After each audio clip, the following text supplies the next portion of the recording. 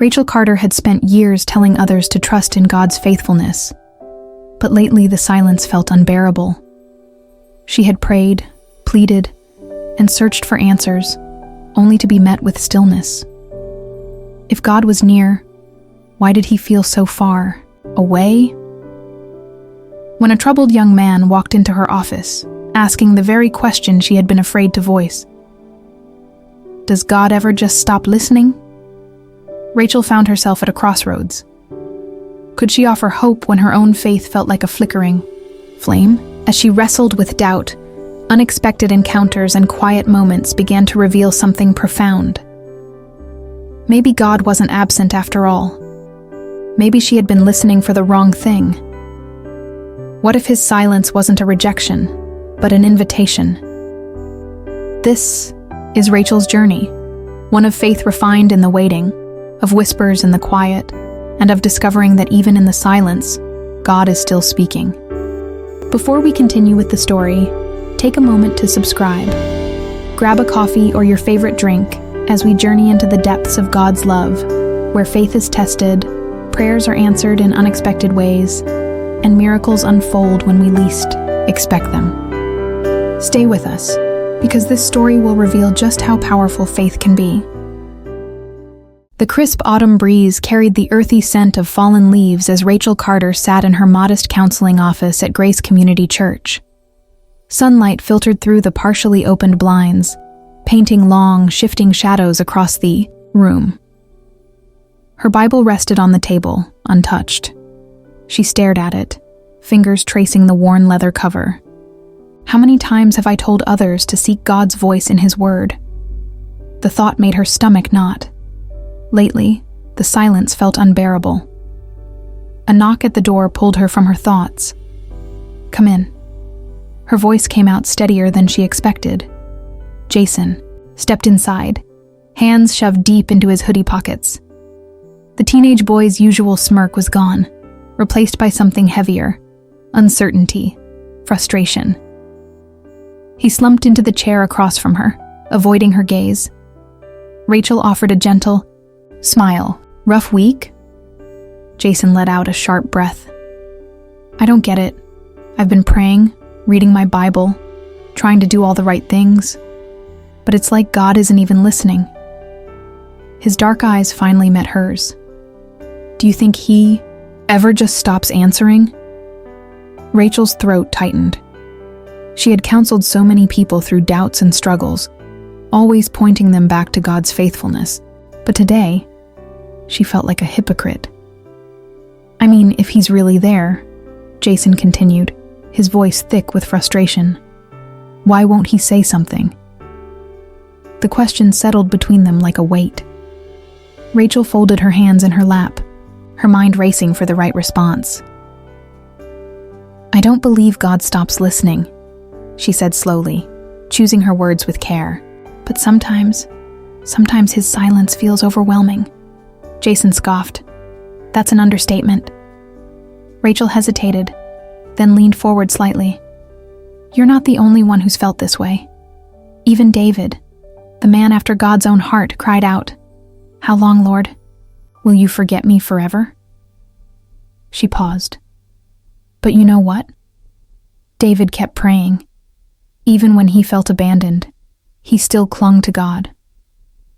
Jason sighed, rubbing the back of his neck.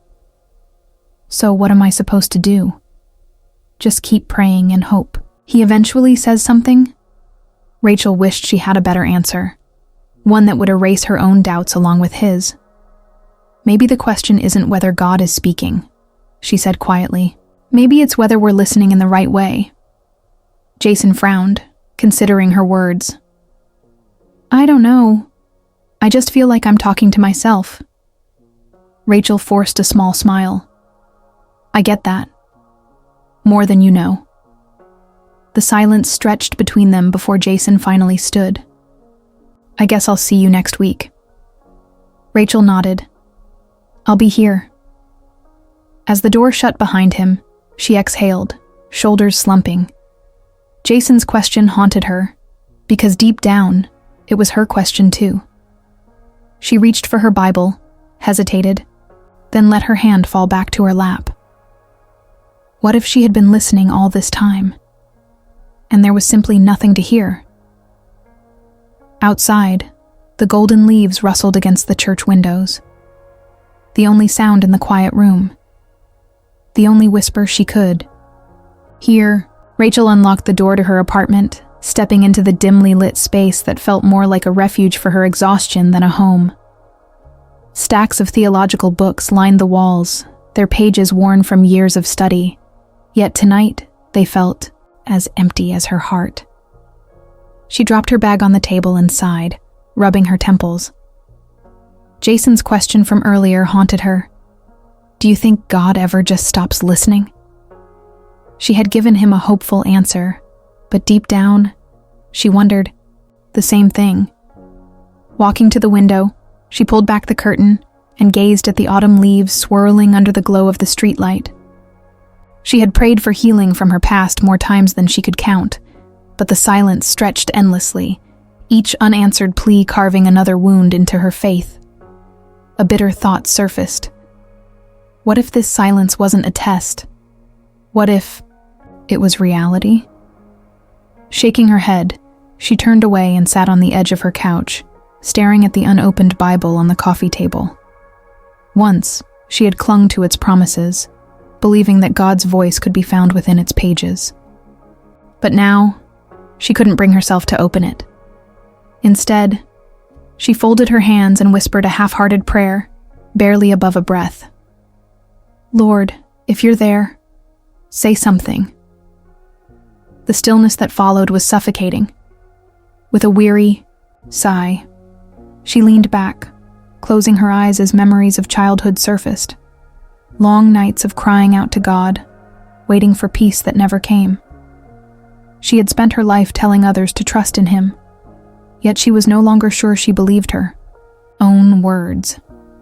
As doubt pressed in, she glanced at the phone on the table, her fingers hovering over Pastor Elliot's number. Maybe she should talk to him, admit how tired she was. But the thought of being vulnerable, of exposing her own faith crisis, made her hesitate. Instead, she stood and walked to the bookshelf, running her fingers along the spines until she pulled out an old journal. Flipping through the pages, she found prayers written in desperate ink, filled with hope that now felt foreign. One entry caught her eye, dated years ago. God is near, even when we don't feel him. Her chest tightened. She had believed that once. When had she stopped? Shutting the journal, she exhaled slowly, the weight of ministry pressing down on her. For years, she had poured into others, but now she had nothing left to give. Maybe it was time to step away from counseling. Maybe she wasn't meant to help others when she couldn't even help herself. The thought settled uncomfortably as she stared at the unopened Bible again, wrestling with a decision she wasn't ready to make. The next morning, Rachel arrived at Grace Community Church earlier than usual, hoping to find solace in the quiet before the day began. The sanctuary was empty, bathed in the soft glow of morning light streaming through the stained glass windows. She sat in the back pew, staring at the wooden cross above the altar. She used to feel something in moments like this: comfort, peace, maybe even a whisper of God's presence. But now, only silence remained. Her fingers traced the edge of her Bible, still closed, still heavy with doubt. She had counseled so many people through their seasons of spiritual dryness, yet here she was, unable to lift her own heart from the weight of uncertainty. A familiar voice broke her thoughts. "You're here early." Rachel looked up to see Pastor Elliot standing a few pews away. He was a man of quiet wisdom, his presence steady and unshaken by the world's noise. He didn't push people for answers, and that was what made him so easy to talk to. Rachel offered, a small smile. "Couldn't sleep." He nodded, stepping closer. "Heavy heart?" She hesitated, debating whether to reveal the turmoil inside her. But something in his gentle gaze made her exhale. "I don't know, Pastor. I just feel empty." He didn't look surprised. Instead, he sat in the pew beside her, hands resting on his knees. Sometimes the silence of God speaks louder than his voice. Rachel frowned. That's what I tell my clients. But do you believe it? He asked softly. The question hit deep. She wanted to say yes, to claim that she trusted God even in this void, but the truth was, she wasn't sure anymore. I don't know how to hear him, she admitted. Pastor Elliot nodded slowly, as if he had expected that answer. Rachel, when you were a child, did you ever wake up in the middle of the night, afraid? She blinked at the strange shift in topic, but nodded. All the time. And what did you do? I called for my dad. And did he always answer? Rachel hesitated, memories stirring. Not always right away. Pastor Elliot smiled gently. But was he still there? The words settled over her like a soft wind. She stared at the cross, her mind spinning. Just because her father hadn't answered immediately didn't mean he wasn't present. Just because God was silent didn't mean he was absent. A lump formed in her throat. But why doesn't he answer? Pastor Elliot exhaled thoughtfully. Sometimes God's silence is an invitation to trust him beyond what we feel, and sometimes he's speaking in ways we don't expect.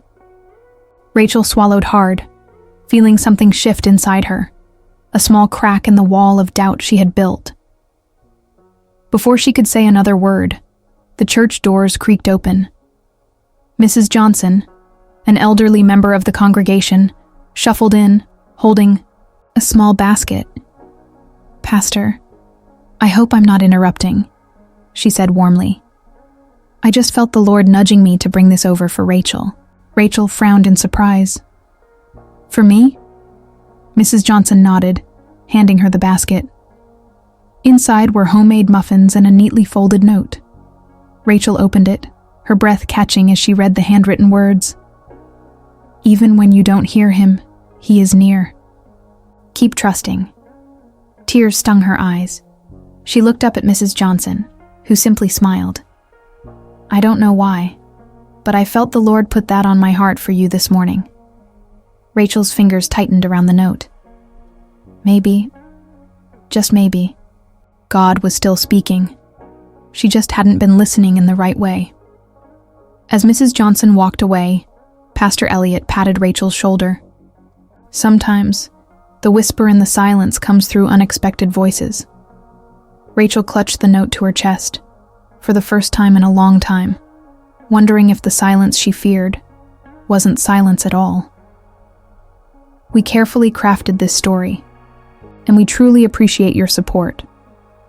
More than that, we've prayed that the Holy Spirit will touch your heart in ways only He can. Subscribe, leave a comment, and share this video with someone you love. Now, let's return to the story. Rachel sat at her desk in the Grace Community Church counseling office, the note from Mrs. Johnson still resting beside her. Even when you don't hear him, he is near. Keep trusting. She traced the words with her fingertips, her heart caught between hope and frustration. Was God speaking through this? Was she just grasping at signs? She sighed, leaning back in her chair. If God was near, why did she still feel so distant from him? A soft knock interrupted her thoughts. Come in, she called. The door opened, and Jason, a young man in his early 20s, stepped inside. His expression was guarded, his hands shoved deep into his hoodie pockets. Rachel sat up. Jason, you're early. He shrugged. Didn't feel like waiting. Jason had been coming to counseling sessions for the past few months. A troubled past, a childhood of abandonment, and a heart full of questions about God. He had made progress, but lately he had been pulling away again. He slumped into the chair across from her, staring at the bookshelf behind her instead of making eye contact. I almost didn't come today. Rachel tilted her head. Why not? Jason let out a dry laugh. Because I don't see the point. I've been praying for weeks, asking God to show me something, anything. But it's like I'm talking to a wall. Rachel's breath caught. The words struck her deeply, mirroring her own unspoken thoughts. Jason leaned forward, resting his elbows on his knees. How do you keep believing when God doesn't answer? The question hung in the air between them. It was the very question Rachel had been asking herself. She could have given him the textbook response, the one she had used with countless others. But this time, she couldn't bring herself to say it. Not when she wasn't sure she believed it herself. After a moment, she leaned forward, her voice softer than usual. Jason, what if God is answering, just not in the way you expected? He scoffed. That's what people say when they have no real answer. Rachel exhaled, understanding his frustration more than he realized. I know it's hard. Believe me, I do. But maybe God isn't ignoring you. Maybe he's working in ways you don't recognize yet. Jason frowned, finally looking at her. Like how? She hesitated, thinking about Mrs. Johnson's note, about Pastor Elliot's words, about her own struggles. She still didn't have the perfect answer, but she could be honest. I don't know yet, she admitted, but I'm trying to find out too. For the first time that morning, Jason's expression softened. A flicker of understanding passed between them. Two people searching, two hearts longing for answers.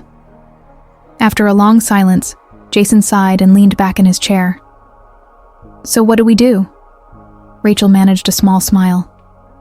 Maybe. We wait. And we trust. Jason smirked. That sounds really difficult. She chuckled. Yeah, it is.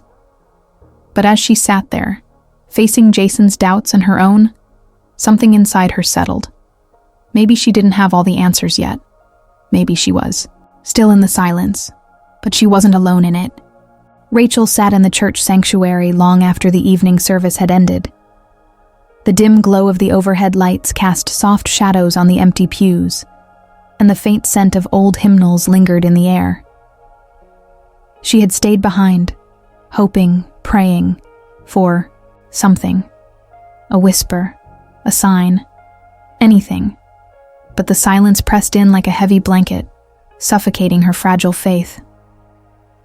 Across the room, Pastor Elliot was gathering his notes from the pulpit. He noticed Rachel sitting alone and made his way over, his steady footsteps echoing in the vast space. You look deep in thought.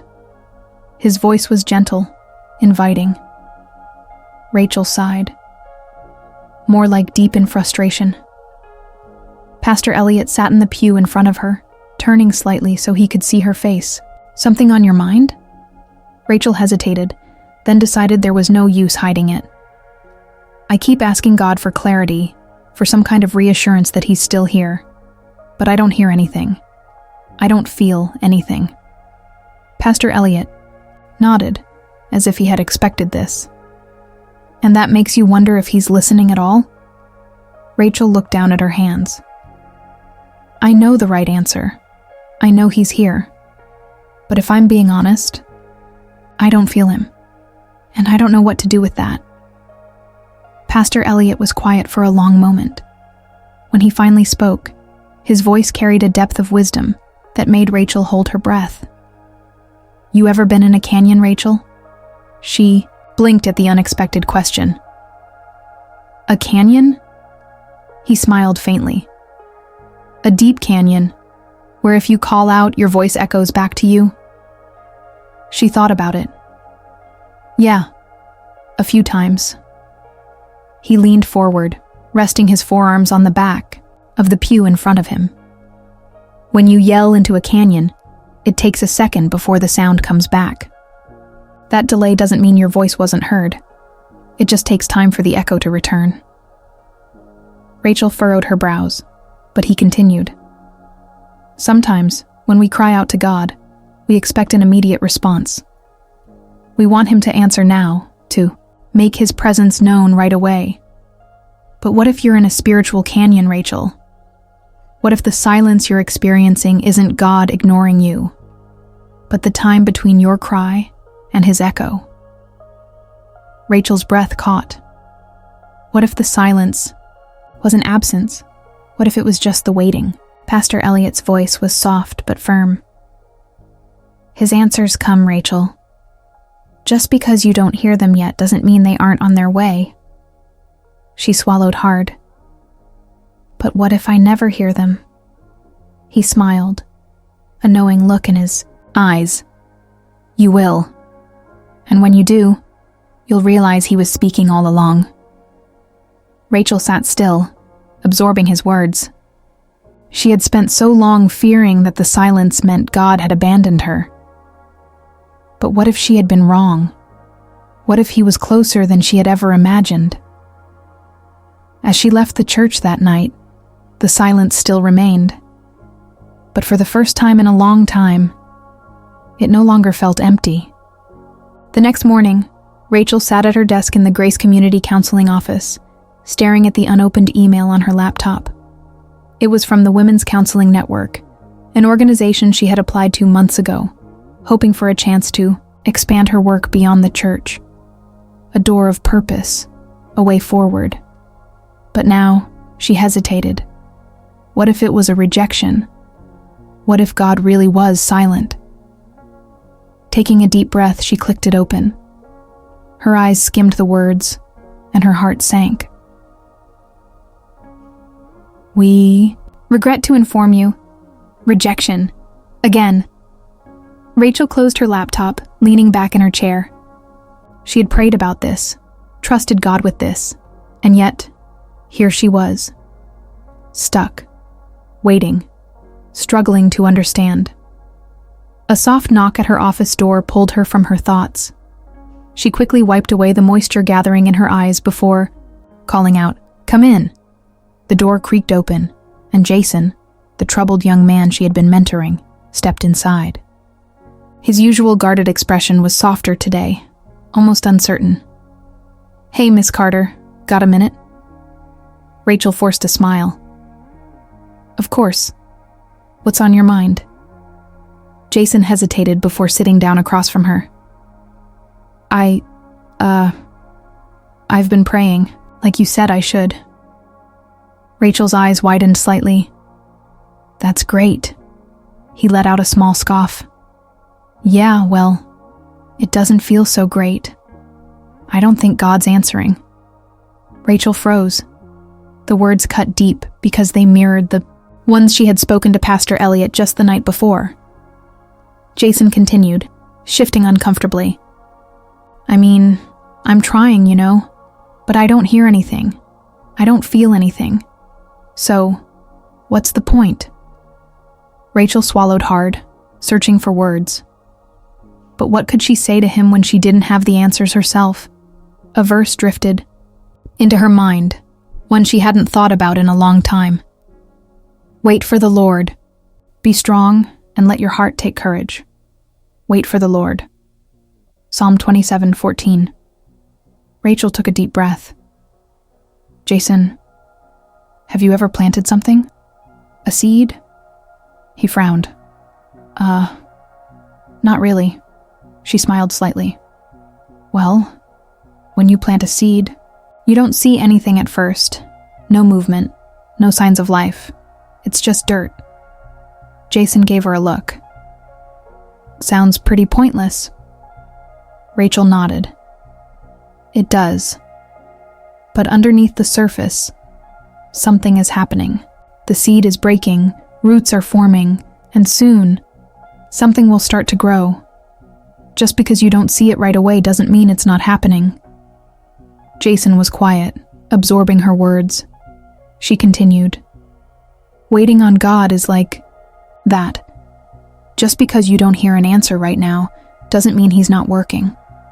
Sometimes, the silence is where the deepest growth happens." Jason looked down at his hands. "So, you're saying I just have to wait?" Rachel exhaled softly. "Yeah. And trust that he's doing something even if you can't see it yet." Jason didn't respond right away, but something in his eyes shifted. He gave a small nod, standing to his feet. "All right, guess I'll keep praying then." Rachel watched him go, her heart aching. She had told Jason to trust the silence. Now, she had to do the same. As she sat in her office, staring at the rejection, email still glowing on her screen, she whispered a quiet prayer. "God, I don't understand, but I'll wait." And for the first time, the silence didn't feel so heavy. The soft glow of candlelight flickered in the Grace Community Church prayer room as Rachel sat in the quiet, her hands resting in her lap. She had come here seeking peace. Instead, she found more silence. The rejection from the women's counseling network still weighed on her heart. Jason's questions about prayer still echoed in her mind. And beneath it all, a deeper, unspoken fear whispered, "What if God truly wasn't speaking?" She sighed, pressing her fingers to her temples. "God, I don't know what you're doing," she murmured, "but I need to hear something. Anything. Nothing." The stillness of the room seemed to press in around her, and she clenched her hands into fists. She had been faithful. She had done everything she was supposed to do. So why was heaven so quiet? A gentle knock at the door startled her. She turned as it creaked open, revealing Mrs. Johnson, the elderly woman from the church, who always seemed to show up at just the right time. Her eyes crinkled with warmth. "I thought I might find you here, dear." Rachel forced a smile. "Couldn't sleep." Mrs. Johnson stepped inside, her slow, deliberate steps echoing in the silence.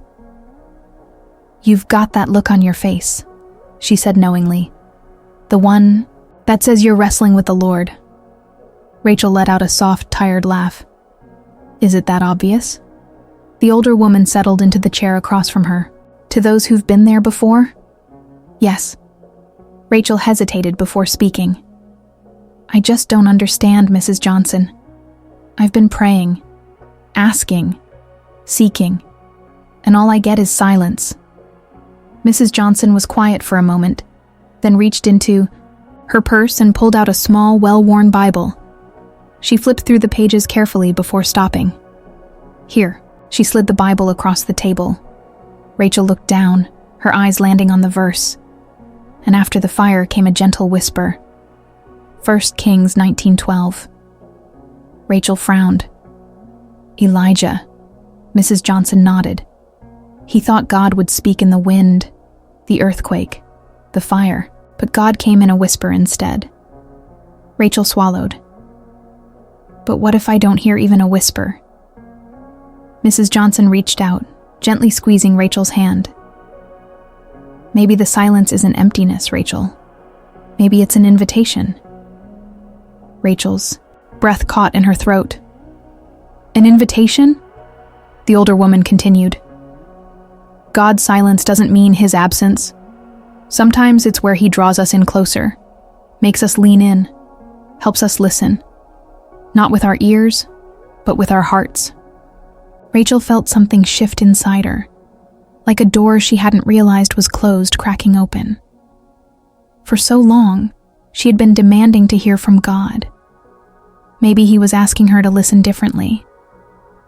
A lump formed in her throat as she looked back at the verse. A gentle whisper. Maybe God had been speaking all along. She just hadn't been still enough to hear it. Mrs. Johnson patted her hand. "Stay here a little longer, dear. Let the silence do its work." Rachel nodded, her heart beating a little steadier. For the first time in a long time, the silence didn't feel like a void. It felt like a whisper waiting to be heard. Rachel sat in the dimly lit Grace Community Church prayer room, her fingers gently tracing the words in 1 Kings 19:12. And after the fire came a gentle whisper. Mrs. Johnson had long since left, but her words still lingered in Rachel's heart. Maybe the silence isn't emptiness. Maybe it's an invitation. Rachel exhaled slowly, closing her eyes. For so long she had been striving, struggling, demanding that God speak. But what if she had been listening for the wrong thing? She unclenched her fists, resting them open on her lap. "Okay, Lord," she whispered. "I'm listening." The stillness remained. No audible voice, no sudden revelation. And yet, something felt different. The silence no longer seemed oppressive. It felt full, like the hush of a sacred moment. Her heartbeat steadied.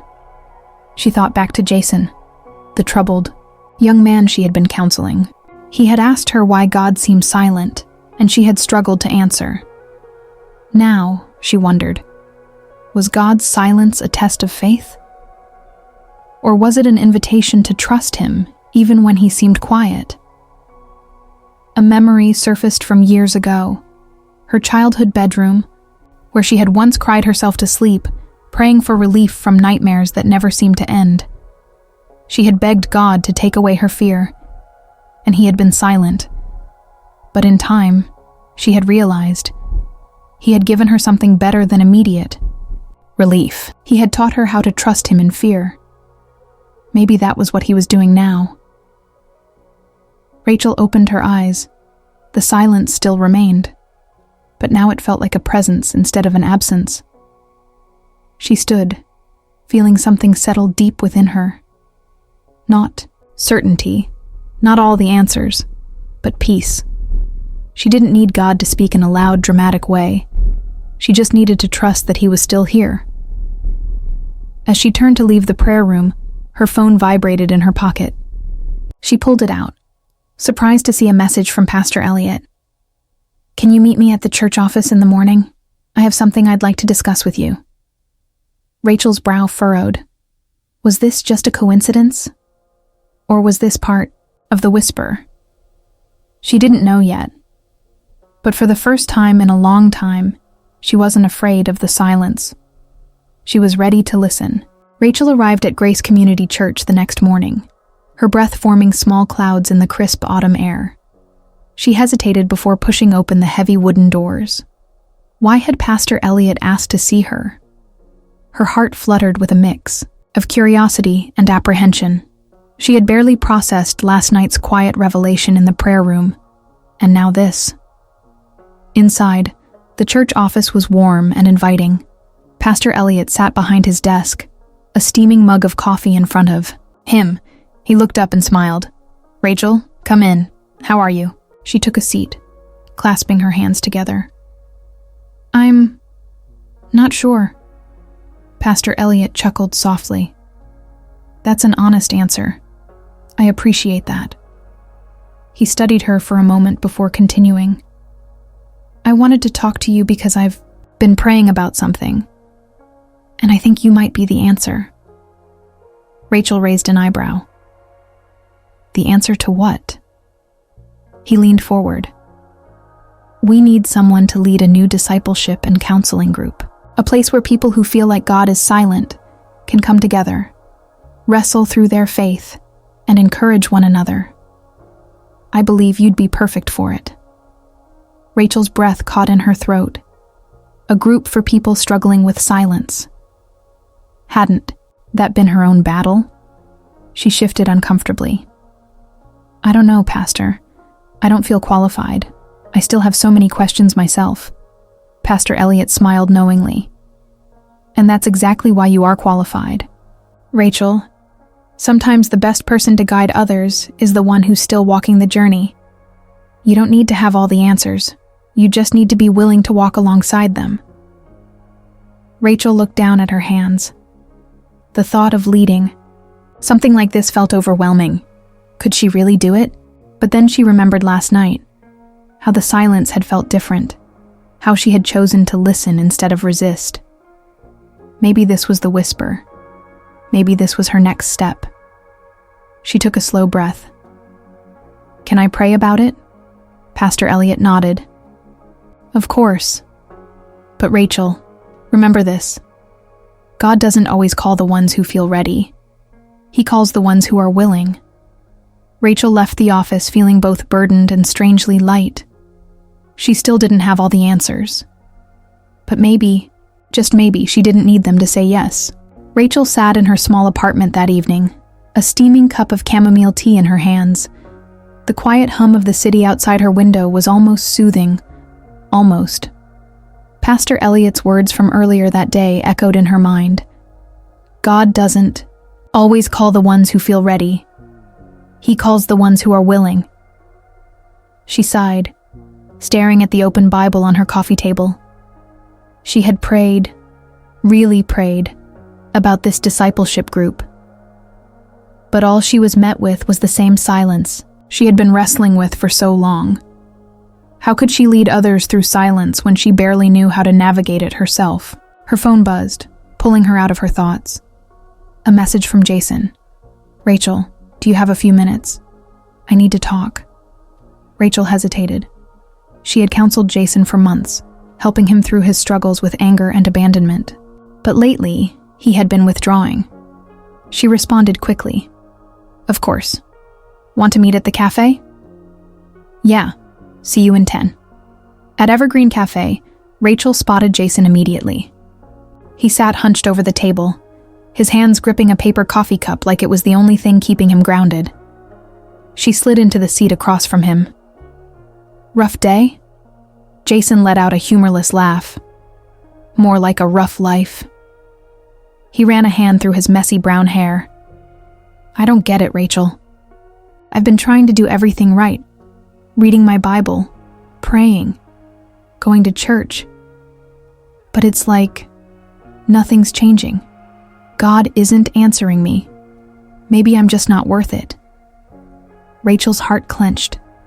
His words sounded so much like the ones she had whispered in the dark countless times. She took a deep breath. Jason, do you think God's silence means he's absent? Jason scoffed. What else could it mean? Rachel hesitated, then said softly, I don't know. But I'm starting to wonder if silence isn't a punishment. It's an invitation. Jason frowned. An invitation to what? She swallowed, her own heart pounding. To trust him even when we don't understand. To believe he's working, even when we can't see it. To keep walking, even when the road is dark. Jason was quiet for a long moment. Then he whispered, Do you believe that? Rachel exhaled slowly. I think I want to. And as the words left her lips, something inside her shifted. Maybe saying yes wasn't about having perfect faith. Maybe it was about taking a step, even in the silence. Maybe it was time to say yes to leading that group. Rachel sat in the back pew of Grace Community Church the next evening, staring at the flickering candlelight near the altar. The sanctuary was quiet, empty except for the gentle creak of old wooden benches and the distant hum of traffic outside. Her hands rested in her lap, fingers twisting together as she silently wrestled with her decision. She had told Pastor Eliot she would pray about leading the discipleship group. And she had. But she still felt the same silence pressing around her. Was she making the right decision? Would God really use someone like her? Someone who struggled with doubt? Someone who felt so distant from him? The back door creaked open, breaking her thoughts. She turned as Mrs. Johnson shuffled inside, a warm smile on her weathered face. The elderly woman was a faithful presence in the church, always praying, always encouraging. Evening, dear, Mrs. Johnson greeted, settling into the pew beside her. Rachel mustered a small smile. Hi, Mrs. Johnson. The older woman studied her for a moment. Something on your mind? Rachel hesitated, then let out a breath. I'm thinking about leading the discipleship group Pastor Eliot mentioned. Mrs. Johnson's eyes twinkled. Oh, that's wonderful, dear. Rachel frowned slightly. I don't know if I'm the right person for it. Mrs. Johnson chuckled. No one ever does, dear. But God doesn't call the qualified. He qualifies the called. Rachel let the words settle over her. She had heard that phrase before, but tonight it carried a different weight. Mrs. Johnson patted her hand. The first step of obedience is never easy, but it's always worth it. Rachel swallowed hard. Maybe she didn't have all the answers. Maybe she still struggled to hear God's voice. But maybe, just maybe, faith wasn't about certainty. It was about trust. She took a deep breath and whispered, "Okay." Mrs. Johnson smiled knowingly. "Okay?" Rachel nodded. "I'll do it. I'll lead the group." And for the first time in a long time, she felt the tiniest flicker of peace in the silence. Rachel stood in Pastor Elliot's office, her fingers tapping nervously against the edge of her notebook.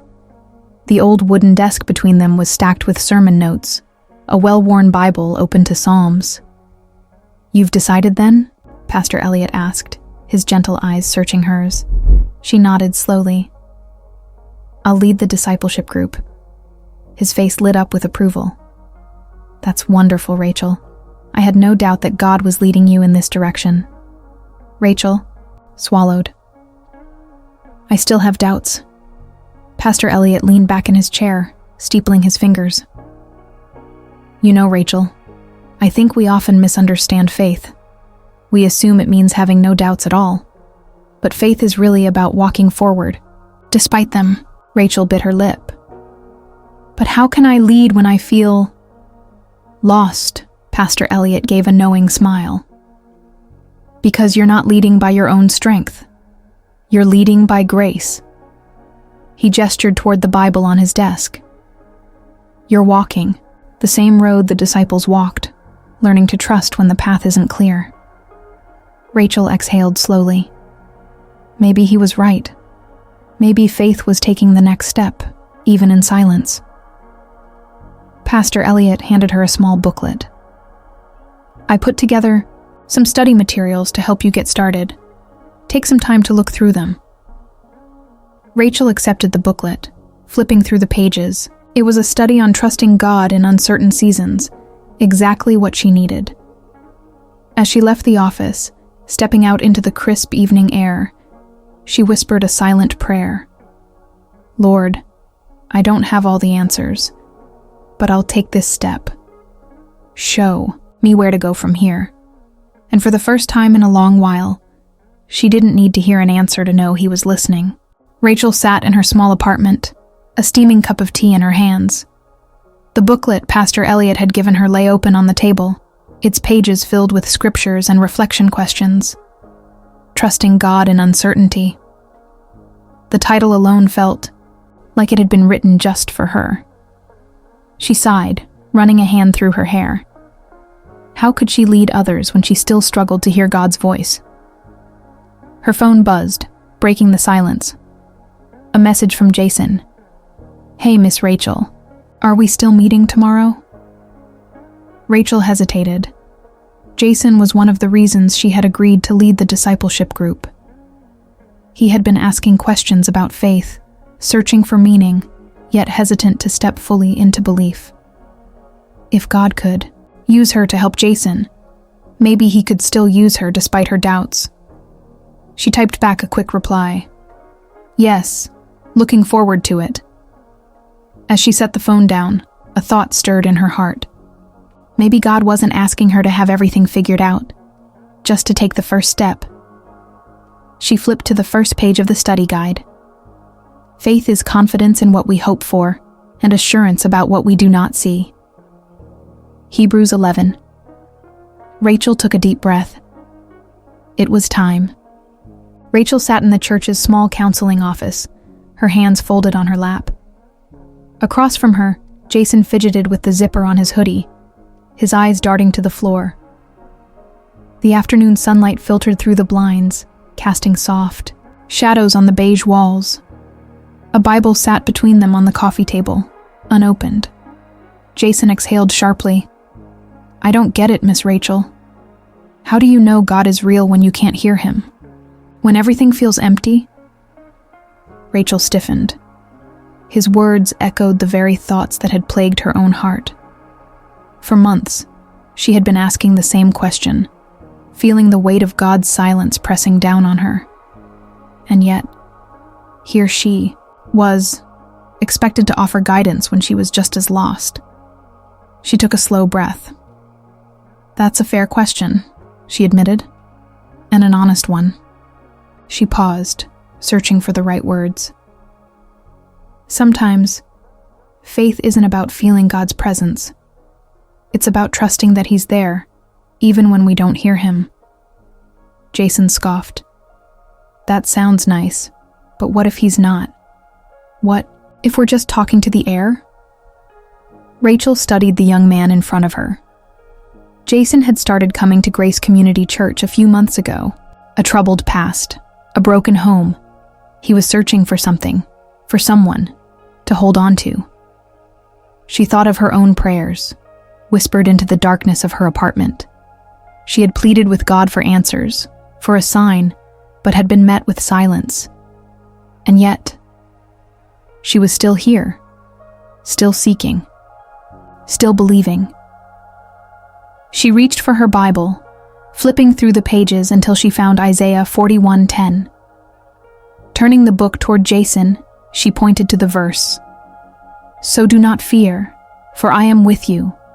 Do not be dismayed, for I am your God. I will strengthen you and help you. I will uphold you with my righteous right hand." Jason hesitated, then read the words aloud. His voice was quieter this time, less defiant. Rachel leaned forward. Even when we don't hear Him, He's still speaking, sometimes through Scripture, sometimes through other people, and sometimes through the quiet moments when we least expect it. Jason was silent, staring at the verse. His walls were still up, but something in his posture had softened. Rachel felt a flicker of something deep inside her, a whisper, gentle and unseen. It wasn't an audible voice, but a quiet reassurance. Maybe God wasn't silent after all. Maybe she just needed to listen differently. After a long moment, Jason nodded. "I don't know if I believe it yet," he admitted. Rachel smiled. "That's okay. Faith isn't about having all the answers. It's about taking the next step." Jason sighed. "So, what's the next step?" Rachel looked down at the Bible in her lap. Maybe she was starting to figure that out herself. Rachel sat in her dimly lit apartment, staring at the ceiling. The soft hum of the refrigerator was the only sound breaking the silence. A half-empty cup of tea sat on the coffee table, long since grown cold. Tonight felt heavier than usual. Jason's question still echoed in her mind. What's the next step? She had given him an answer, but deep down, she wasn't sure she believed it herself. What did faith look like in the waiting? In the silence? In the in-between moments where God felt distant? She reached for her Bible, fingers tracing the worn cover. She had spent years telling others to trust God, to seek Him, to believe in His promises. But sitting here now, alone in the quiet, she realized how much of that advice had become words without conviction. Her phone vibrated, breaking her thoughts. A message from Pastor Elliot flashed across the screen. "Meet me at the church in the morning.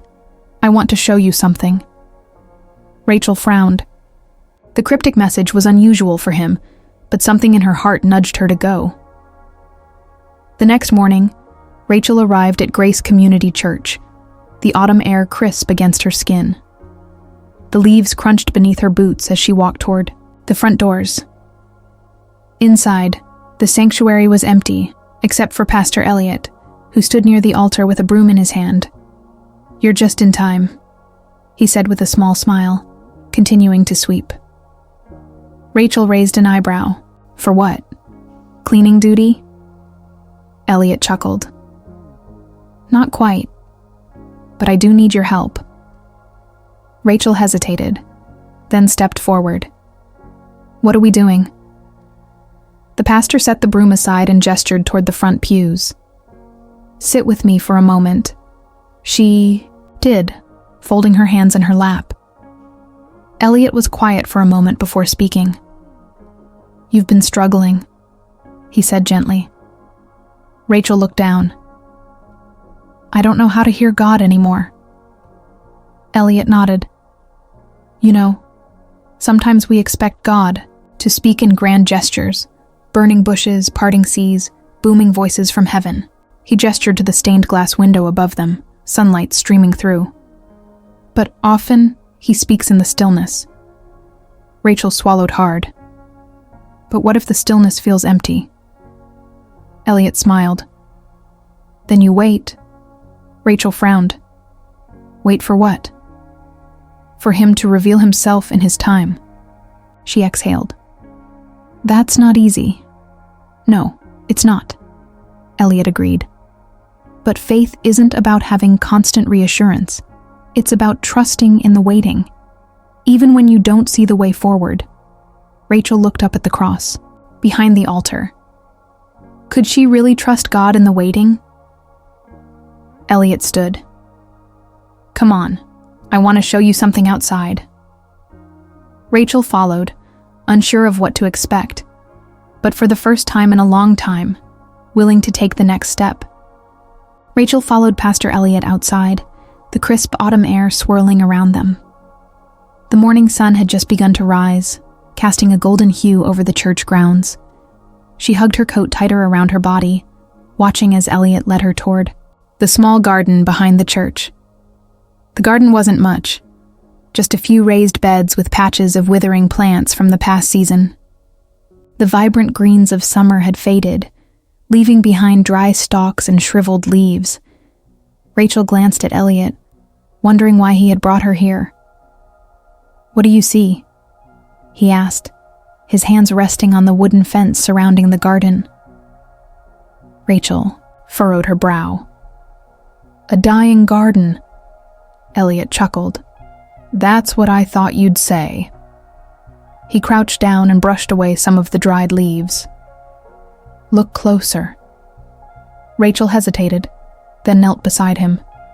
At first, all she saw was barren soil, but then, just beneath the surface, tiny green shoots were beginning to emerge. "They're growing?" she asked, surprised. Elliot nodded. "They've been growing all along, even when it looked like nothing was happening." He stood and dusted off his hands. "That's how faith works sometimes. We think God is silent. We think nothing is changing. But underneath the surface, something is growing." Rachel swallowed, the weight of his words settling deep in her heart. "Waiting is hard," Elliot continued. "But just because you don't see immediate results doesn't mean God isn't working." Rachel looked at the tiny sprouts again. She had spent so long feeling like nothing was changing, like she was stuck in a season of silence. But what if God was working beneath the surface? What if this season of waiting wasn't wasted? She exhaled slowly. "So, I just keep trusting?" Elliot smiled. "You keep trusting, keep praying, keep showing up. One day you'll look back and realize that the waiting wasn't empty. It was growing something in you all along." Rachel stood, brushing the dirt from her hands. The cold wind brushed against her face, but for the first time in a long time, she didn't feel the sting of emptiness. Maybe God wasn't as silent as she had thought. Maybe she just needed to learn to listen in the waiting. Rachel sat in her counseling office, staring at the open Bible on her desk. The garden conversation with Pastor Elliot lingered in her mind, but doubt still whispered in the corners of her heart. Was God truly working beneath the surface? She had prayed, waited, and listened. Yet the silence still felt heavy. A gentle knock at the door pulled her from her thoughts. "Come in," she called, quickly straightening a stack of papers. The door opened and Jason stepped inside, hands tucked into the pockets of his hoodie. His usual guarded expression softened as he met her gaze. "Hey, Rachel," he said, shifting his weight. "Got a minute?" She smiled. "Of course. Have a seat." Jason hesitated before lowering himself into the chair across from her. He glanced at the small wooden cross on her desk, then back at her. "I've been thinking about what you said the other day," he began. "About how God speaks in ways we don't always expect." Rachel nodded, her heart steady as she listened. "I kept asking God to show up in some big, obvious way," Jason admitted, rubbing his hands together. "Like I wanted a sign or something. But then something weird happened yesterday." Rachel leaned forward slightly. "What was it?" Jason exhaled, shaking his head. "I was sitting alone at the bus stop, just thinking about everything. My life, my mistakes, whether I even believe in all of this." He gestured vaguely toward the Bible on her desk. "And then this old lady sat next to me. She didn't know me, didn't say much at first. But when she got up to leave, she just smiled at me and said, 'You're not as lost as you think you are.'" Rachel's breath caught. Jason let out a dry chuckle. It was such a random thing to say, but it hit me. Hard. Like, how did she know I felt lost? He shook his head again. "I don't know, Rachel. Maybe I'm reading too much into it, but it made me think, maybe God is speaking, just not how I expected." Rachel's eyes stung with unshed tears. Jason had no idea how much his words mirrored her own struggles. She had been waiting for God to speak in a grand, undeniable way. But what if he had been whispering all along, just in quieter ways? A verse came to mind, almost like a nudge in her spirit. "And your ears shall hear a word behind you saying, 'This is the way, walk in it, when you turn to the right or when you turn to the left.'" Isaiah 30:21. Rachel smiled softly. "Jason, I think you just heard exactly what you needed to hear." Jason nodded slowly, as if considering that for the first time. "Maybe." He stood, shoving his hands back into his pockets. "Thanks, Rachel. I'll see you later." As the door closed behind him, Rachel sat in silence.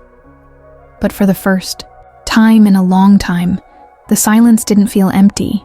It felt full of quiet nudges, whispered truths, and a God who was speaking, if only she had the ears to listen.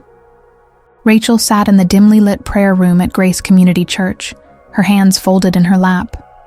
The familiar hush of the space settled around her, wrapping her in solitude. The flickering candle near the cross at the front of the room cast long shadows against the walls. Jason's words from their conversation lingered in her mind. "Maybe God is speaking, just not how I expected." She sighed, pressing her palms together tightly. "Lord, why does it still feel like you're so far away?" The truth was, even after Jason's story, even after Pastor Elliot's wisdom, there was still a deep ache inside her. She had devoted her life to helping others find peace. Yet here she was, desperate for assurance that God had not forgotten her. The door creaked open behind her. Rachel turned and saw Mrs. Johnson, the elderly woman from church who always had a kind word and a warm smile. She carried a small knitted shawl over her arm, her eyes twinkling with quiet wisdom. "Mind if I sit with you, dear?" Rachel managed a small smile. "Of course." Mrs. Johnson lowered herself onto the wooden bench beside Rachel, adjusting the shawl on her shoulders.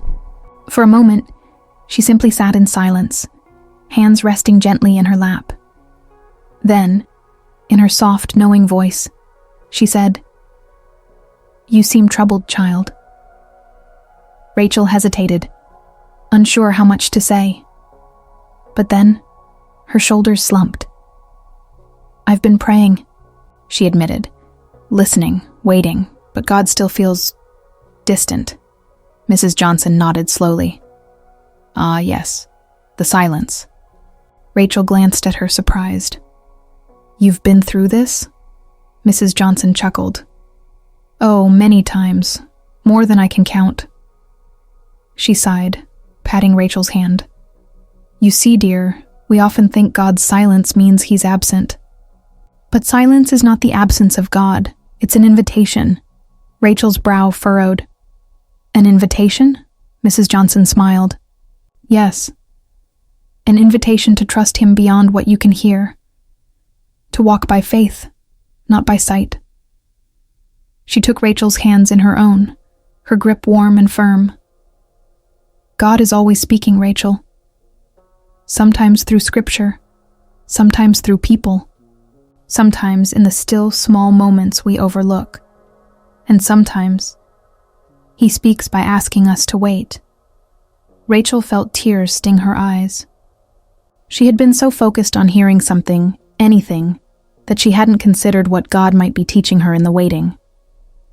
Mrs. Johnson continued, I once went through a season where I begged God for an answer, but all I got was silence. I thought he had forgotten me. But looking back, I realized that season deepened my faith in ways I never expected. She squeezed Rachel's hands gently. His silence wasn't a punishment. It was preparation. Rachel swallowed hard, her heart pounding. Could it be that God's silence in her life wasn't rejection, but refinement? Mrs. Johnson stood, her frail frame moving gracefully toward the door. Before leaving, she turned back. Keep listening. Rachel, even when it's quiet, especially then. As the door clicked shut, Rachel exhaled. For the first time, the silence felt less like a burden, and more like a sacred space where God was still at work. The next morning, Rachel sat at her desk in her counseling office, staring at the unopened Bible in front of her.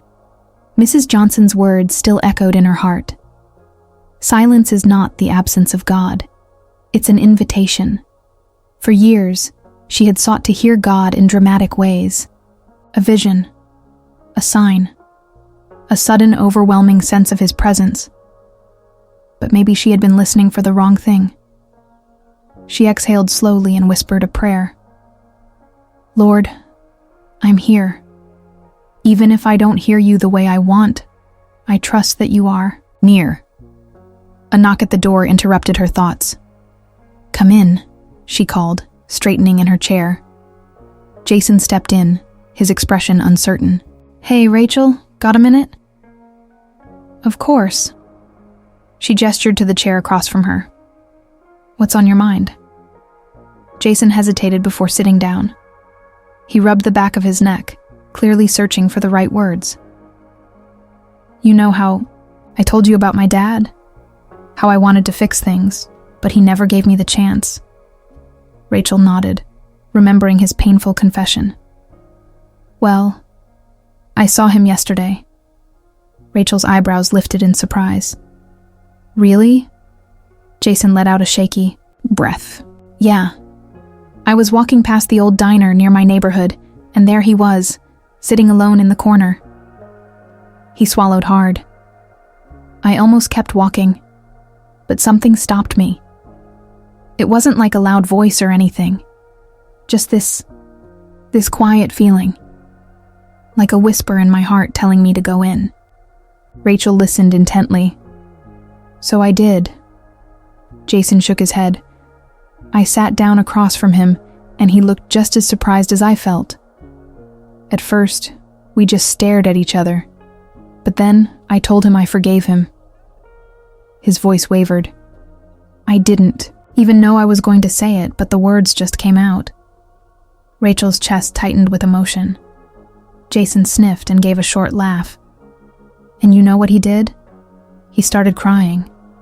My dad, this tough guy who never showed any emotion, just broke down. He said he was sorry, that he wished he had done things differently. We didn't fix everything in one conversation, but I don't know. It felt like a beginning. Rachel felt tears well in her own eyes. That's incredible, Jason. He nodded, then studied her for a moment. I think maybe that was God speaking, not in a way I expected. Not a loud voice, just a whisper. Rachel inhaled sharply. A whisper. That word settled deep in her soul. She thought of Elijah in 1 Kings 19, the prophet who expected to hear God in the wind, the earthquake, the fire. But instead, God spoke in a still, small voice, a gentle whisper. Jason stood. "Anyway, I just wanted to tell you. I think I'm starting to get it now." Rachel smiled. "Me too." As Jason left, she opened her Bible. For the first time in a long time, the silence wasn't empty. It was full of the presence of God. Rachel lingered at her desk after Jason left, her fingers resting on the open pages of her Bible. Her heart was steady, yet something stirred within her, a quiet awakening. Jason's words echoed in her mind. Maybe that was God speaking. Not in a way I expected, just a whisper. She turned to 1 Kings 19:11-12, where Elijah sought the Lord on Mount Horeb. She read aloud, her voice barely above a whisper. "And after the earthquake, a fire, but the Lord was not in the fire. And after the fire, a still small voice." A shiver ran down her spine. Had she been looking for God in the fire and the earthquake? In grand, unmistakable signs? Maybe all along, he had been speaking in the quiet places. Just then, her phone buzzed, pulling her from her thoughts. It was Pastor Elliot. "Rachel." His voice came through warmly. "I was wondering if you'd like to meet for coffee this afternoon. There's something I'd like to share with you." Rachel hesitated, then glanced at the Bible still open before her. Maybe this was another whisper, a nudge from God. "I'd love to," she replied. The cafe was quiet when she arrived.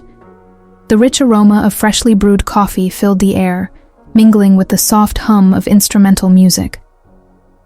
Pastor Elliot was already seated by the window, his Bible beside a steaming cup of tea. "Thank you for coming," he greeted her, his eyes kind. Rachel smiled, settling into the chair across from him. "Of course. What's on your mind?" He folded his hands together. "I've been praying for you." Rachel's breath caught slightly. "You have?" He nodded. "I've sensed your struggle, Rachel. I see it in your eyes, in the way you carry yourself. And I understand." A lump formed in her throat. I don't know how to move forward. I know God is real. I know He's working in people's lives. Jason's story is proof of that, but for so long, I've been waiting to feel Him again, and I don't." Pastor Elliot took a slow sip of his tea before speaking. "Rachel, do you believe the sun is shining even when you don't see it?"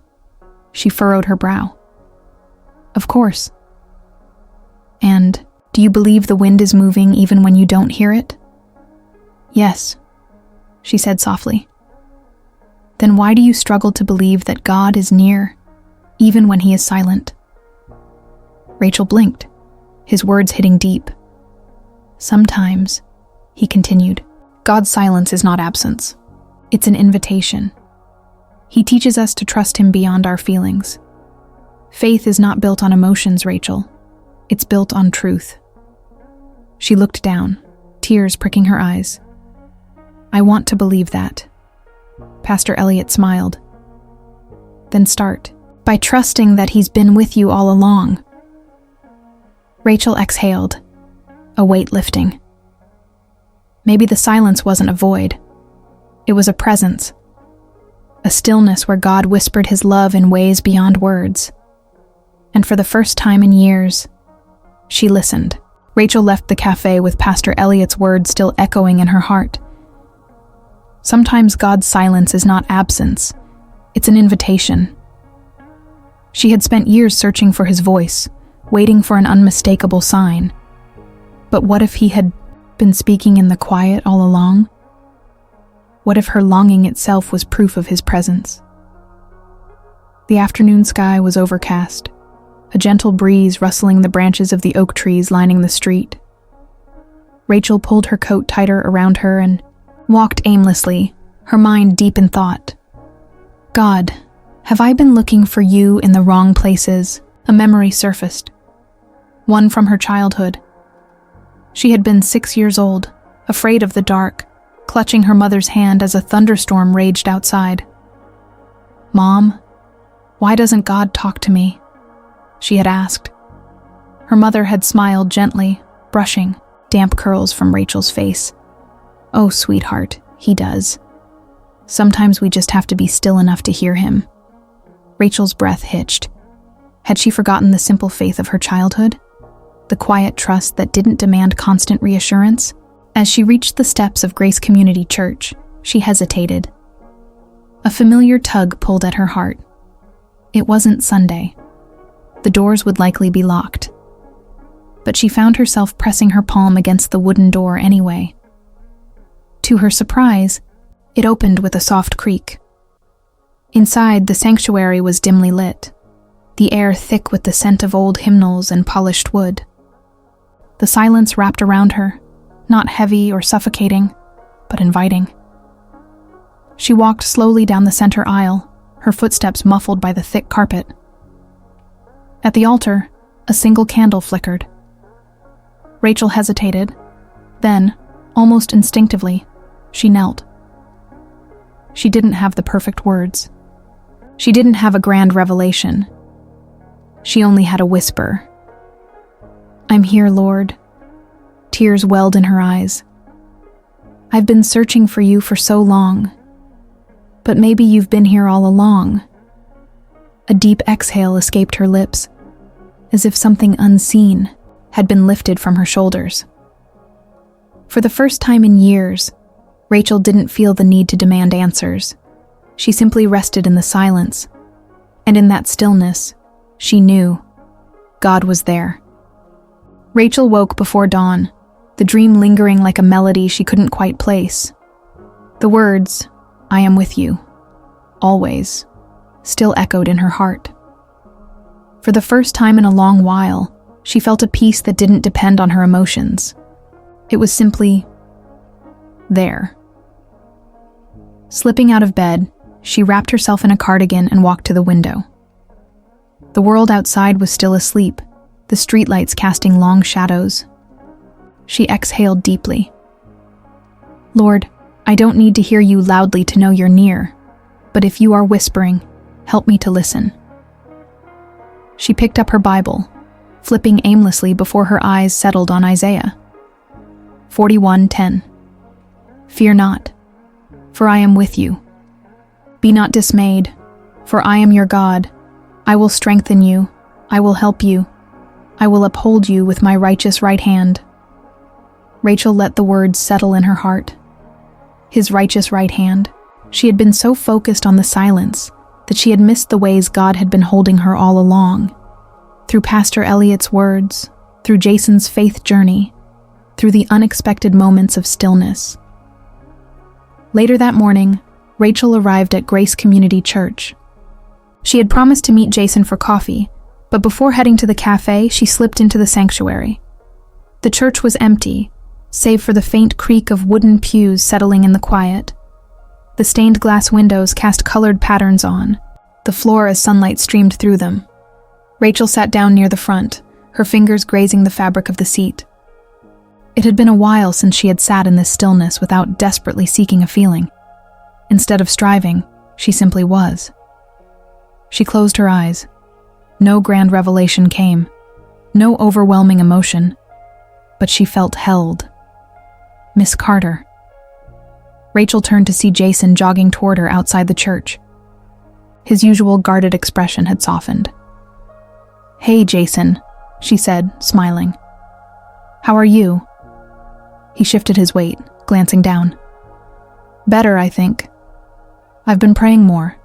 It still feels weird, like I'm talking to the ceiling sometimes, but I don't feel as lost." Rachel nodded. "That's faith. Talking to God even when it feels like he's silent. He hears you, even when you don't hear him back right away." Jason sighed, rubbing the back of his neck. "I guess I just wish I could see him, you know?" Rachel hesitated, then said, Sometimes the way we see God isn't in visions or miracles. It's in the small things, the people He places in our lives, the peace that doesn't make sense, the unexpected kindness of a stranger. We see Him when we're willing to look beyond what we expect. Jason was quiet for a moment. Like how I saw Him through you, Rachel's breath caught. She had spent so much time longing for God to show Himself to her that she hadn't realized. He had been showing Himself through her. She swallowed hard. Yeah, like that. And as they walked toward the cafe, Rachel felt something settle deep in her spirit. The unseen hand of God had been guiding her all along. The cafe was warm, filled with the scent of roasted coffee and cinnamon. Rachel and Jason sat by the window, their cups steaming between them. Outside, the autumn leaves danced in the crisp breeze, swirling in patterns only the wind could design. Rachel wrapped her fingers around her mug, her thoughts lingering on Jason's words earlier. Like how I saw Him through you? For so long she had begged God for a sign, a voice, something tangible to confirm His presence. But here, across from her, sat a young man whose faith was growing, not because of miracles or signs, but because God had used her. "Miss Carter?" Jason's voice pulled her from her thoughts. "Can I ask you something?" She nodded, taking a sip of her tea. "How do you really know God is there? I mean, beyond just believing?" His voice was cautious, as if he was afraid of the answer. Rachel set her cup down. "It's not always about feeling His presence, Jason. I used to think it was. I thought if I didn't feel Him, He wasn't near. But that's not true." Jason frowned slightly, listening intently. "You know how we don't always see the wind, but we know it's there because we see the leaves move?" She continued. "Faith is like that. Sometimes we don't see or hear God directly, but we see how He moves, through people, through peace, through the way things align even when we don't understand how." Jason exhaled, rubbing the side of his coffee cup with his thumb. "Yeah, I think I get that. I guess I wish I could hear Him for myself." Rachel smiled gently. "Maybe you already are. Maybe you're looking for a loud answer when He's whispering." Jason looked up, something shifting in his expression. He didn't say anything, but Rachel could see the wheels turning in his mind. The silence between them was no longer empty. That night, Rachel sat in her apartment, curled up with her Bible. She hadn't felt this settled in a long time. Not because all her questions were answered, but because she was finally okay with not having all the answers. She flipped the pages until she landed on a verse she hadn't thought of in years. "Be still, and know that I am God." Psalm 46. 10 tears pricked at her eyes. All this time, she had been searching for God in the noise, in the signs, in the feelings. But He had been in the stillness, in the quiet, in the whisper. Rachel closed her eyes and breathed deeply. For the first time in years, she wasn't afraid of the silence. She welcomed it. Rachel stepped into the prayer room at Grace Community Church, the soft glow of candlelight casting warm shadows on the walls. The room was quiet, save for the rhythmic ticking of the clock on the far wall. She wasn't here to demand answers anymore.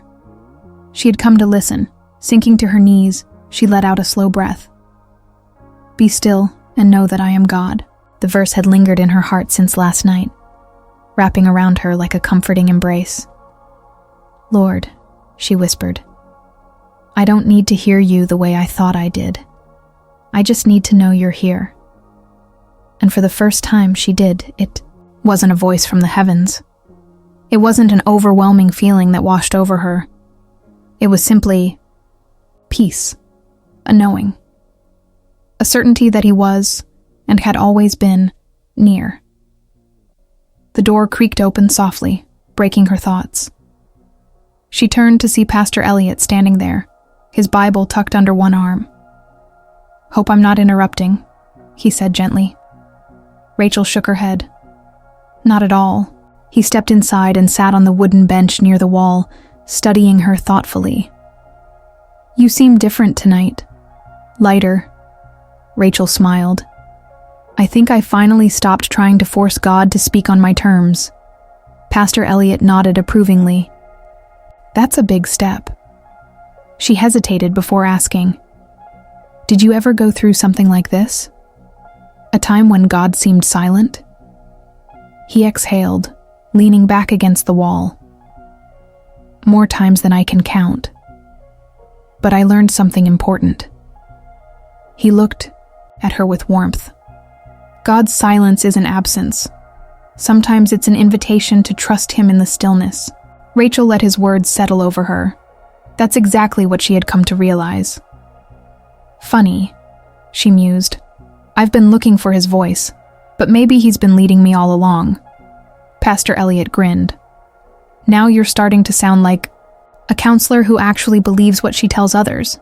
She chuckled. "Maybe I am." A knock sounded at the door, and a familiar voice called out, "Miss Carter?" Rachel turned to see Jason peeking in, his face uncertain. "Come in," she said. He hesitated before stepping inside, rubbing his hands together. I don't know why, but I felt like I needed to come here tonight." Rachel exchanged a glance with Pastor Elliot, then turned back to Jason. "Maybe that's God's way of leading you," she said. Jason swallowed hard.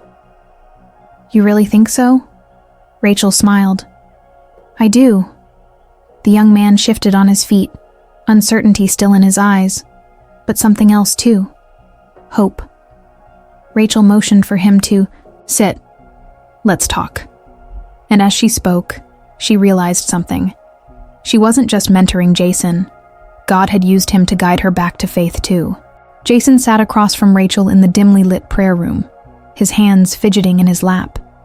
His eyes darted between her and Pastor Elliot, uncertainty flickering beneath the surface. Rachel leaned forward, offering him a reassuring smile. "Tell me what's on your mind, Jason." He exhaled slowly, running a hand through his dark hair. "It's just, I don't get it. I've been trying. I've been reading my Bible, going to church, even praying, but it still feels like nothing's happening, like God isn't listening." Rachel studied him, his words striking a deep chord within her. How often had she felt the same way? Pastor Elliot leaned back, folding his hands. "What do you think? God's silence means?" Jason hesitated, then shrugged. "That maybe I'm not good enough. Or maybe he's just not there." Rachel's heart ached at his confession. She knew that pain. She had lived in that doubt. She took a deep breath. "I used to think the same thing."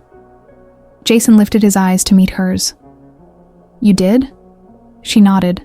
"For a long time, I begged God to answer me, to prove he was still with me. When he didn't, I felt abandoned. But I was looking for him in the wrong way." Jason frowned. "What do you mean?" Rachel exchanged a glance with Pastor Elliot, who gave her a small nod of encouragement. She turned back to Jason. "We expect God to speak in big, dramatic ways, but sometimes he's speaking in the quiet, through the people around us, through circumstances, through his word. We just don't always recognize it." Jason looked down, his fingers tracing the edge of the wooden bench. "So, you think he's been speaking to me, and I just haven't noticed?" Rachel smiled. "I think he's been leading you even when you thought he wasn't." Pastor Elliot chimed in, his voice steady. "Faith isn't about feeling God every moment. It's about trusting him even when you can't." Jason let out a slow breath, nodding. "I guess I never thought of it that way." A moment of silence settled over them, not uncomfortable but thoughtful. Then Jason looked up, something softer in his expression. "So, what do I do now?" he asked. Rachel's smile deepened. "You keep walking. Keep seeking him. Keep trusting that he's working even in the silence." Jason exhaled, as if releasing a weight he hadn't realized he was carrying. "All right," he said. "I'll try." And as Rachel watched him, she realized something profound. God had been weaving an unseen thread through her life, leading her back to this very moment. The silence had never been empty. It had been full of his presence, all along.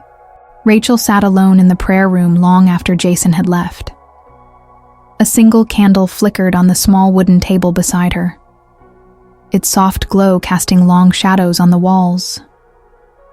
Her conversation with Jason still lingered in her mind, stirring something deep within her. Had she really just told him to trust God's presence in the silence? Her own words echoed in her heart, challenging the very doubts she had carried for so long.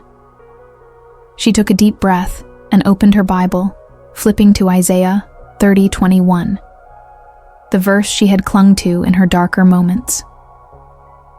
"Whether you turn to the right or to the left, your ears will hear a voice behind you saying, 'This is the way.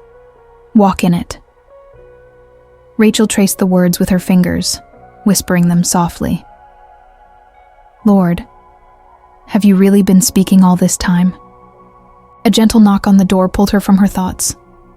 "Come in," she called, expecting Pastor Elliot. Instead, Mrs. Johnson stepped inside, her frail hands clutching a small knitted shawl. The elderly woman's warm eyes crinkled with kindness. "I hope I'm not disturbing you, dear," Mrs. Johnson said, her voice gentle as always. Rachel shook her head. "Not at all." Mrs. Johnson walked slowly toward her and extended the shawl. "I made this for you. I felt the Lord place it on my heart a few weeks ago, but he told me to wait until now to give it to you." Rachel's fingers brushed over the soft fabric, her throat tightening. "You felt the Lord tell you that?" Mrs. Johnson chuckled lightly. "Oh, child, I may not hear an audible voice, but when you walk with Jesus long enough, you learn to recognize his whispers." Rachel swallowed hard. The timing, the message, the very thing she had been struggling with. Was God truly speaking? She gripped the shawl, her vision blurring with tears. "Thank you," she said, her voice barely above a whisper. Mrs. Johnson patted her hand. "God has been speaking to you all along, Rachel. Sometimes he speaks through scripture, sometimes through a friend, and sometimes through an old woman with a knitting habit." A soft laugh escaped Rachel's lips, mingled with tears. Mrs. Johnson smiled knowingly. "You just needed to slow down and listen." Rachel nodded, clutching the shawl against her chest. The silence she had once resented now felt different. No longer empty, no longer distant. It was full of whispers, soft, gentle, constant. And finally, she was ready to listen. Rachel sat in the stillness of the prayer room, the knitted shawl draped over her shoulders like a comforting embrace. The warmth of Mrs. Johnson's words lingered in her heart, unraveling the doubts she had carried for so long. For years, she had wrestled with the silence of God, mistaking his quietness for absence. But now, she was beginning to see that his silence had never been empty. It had been full of his presence, full of his whispers, full of his unseen hand guiding her even when she didn't recognize it. She closed her eyes and breathed deeply. "Lord, I see now. You were never silent. You were just speaking in ways I didn't expect." A knock at the door interrupted her thoughts. This time, it was Pastor Elliot. "May I come in?" he asked, his voice gentle. Rachel nodded, offering him a small smile. "Of course." He stepped inside and took a seat across from her. "I saw Mrs. Johnson leave a few moments ago," he said. "She's a wise woman." Rachel chuckled softly. "That she is." Pastor Elliot studied her for a moment before speaking again. "You seem different, Rachel. Lighter." She exhaled, nodding. I think I finally understand something I've struggled with for years." She glanced down at her hands. God's silence isn't a rejection. It's an invitation to trust, to listen, to lean in closer, rather than pull away. A smile tugged at the corners of Pastor Elliot's lips. That's a lesson many people spend their entire lives learning. Rachel looked up at him. "Why does he do it, Pastor? Why does he allow silence when we long to hear his voice the most?" He leaned back, thoughtful. "I think sometimes God's silence forces us to rely on what we already know of him, rather than what we feel in the moment. If he spoke audibly every time we struggled, we'd never learn to walk by faith." Rachel let his words sink in. "So, the silence is actually teaching us to trust him more?" Pastor Elliot nodded. "Exactly." She swallowed the lump in her throat, overwhelmed by the realization. "I've spent so much time waiting for a voice when all along, he was speaking through his word, through people, through circumstances, even through the silence itself." Pastor Elliot reached across the table, giving her hand a reassuring squeeze. "And now, you see it." Tears welled in Rachel's eyes, but they weren't tears of sorrow. They were tears of gratitude. For the first time in years, the silence didn't feel lonely. It felt sacred. It felt holy. It felt like home. Rachel remained in the prayer room long after Pastor Elliot had left. The flickering candle on the table cast warm shadows along the walls, and the air was thick with an unspoken peace. It was the kind of peace she had longed for, one that didn't demand explanations, one that simply was. She opened her Bible to Isaiah 30:21, her fingers trembling slightly as she read, "Whether you turn to the right or to the left, your ears will hear a voice behind you saying, 'This is the way, walk in it.'" A quiet breath left her lips. "Lord, I see now. You have been guiding me all along." For so long, she had believed that if God were truly near, he would make himself known with undeniable clarity, but now she realized that his nearness had never depended on her ability to hear him. He had been there, whispering in the stillness, speaking through the pages of his word, through the love of those around her, and even through the very silence she had feared. A soft knock at the door startled her. "Come in," she said, her voice steady. The door creaked open, and Jason stepped inside. His usual guarded expression was absent, replaced by something vulnerable. I wasn't sure if I should come," he admitted, rubbing the back of his neck. Rachel smiled. "You're always welcome here, Jason." He hesitated before stepping forward. I needed to talk to someone." She gestured for him to sit. "What's on your mind?" He sat down, his gaze fixed on the candle's flame. "I don't know how to explain it, but I feel like God's trying to get my attention, but I don't know what he wants, or if I'm even hearing him right." Rachel's heart softened. His words felt achingly familiar. She leaned forward slightly. "Jason, have you ever considered that maybe God is speaking, just not in the way you expect?" His brow furrowed. "What do you mean?" She thought back to her own journey, to the way God had been present even in his silence. Sometimes, we think God's voice has to be loud, like thunder from heaven, but often he speaks in whispers, in quiet nudges, in the peace, or lack of peace, we feel about something. Jason was quiet for a long moment. "So, maybe he's speaking through this feeling I have?" Like this pull toward something? Rachel nodded. Exactly. The fact that you're even asking these questions means he's already working in you. Jason exhaled sharply, shaking his head. I'm not sure I'm ready for that. Rachel smiled gently. None of us ever are. But God doesn't wait for us to be ready. He meets us where we are. Jason's gaze lifted to hers, something unreadable in his expression. How do you trust that? That he's actually there? Rachel's eyes softened. Because even in the silence, he's never left. For the first time, Jason didn't look away. He just nodded. And in the stillness of that moment, Rachel knew God was moving. Jason sat in silence, his hands clasped together, as if he were holding onto something unseen. Rachel watched him closely, sensing the weight of what he was processing. His eyes flickered with uncertainty, but there was also something new there, something searching. Rachel broke the silence. Jason, can I ask you something? He nodded slowly. When was the last time you felt at peace? Jason let out a hollow laugh, shaking his head. I don't even know.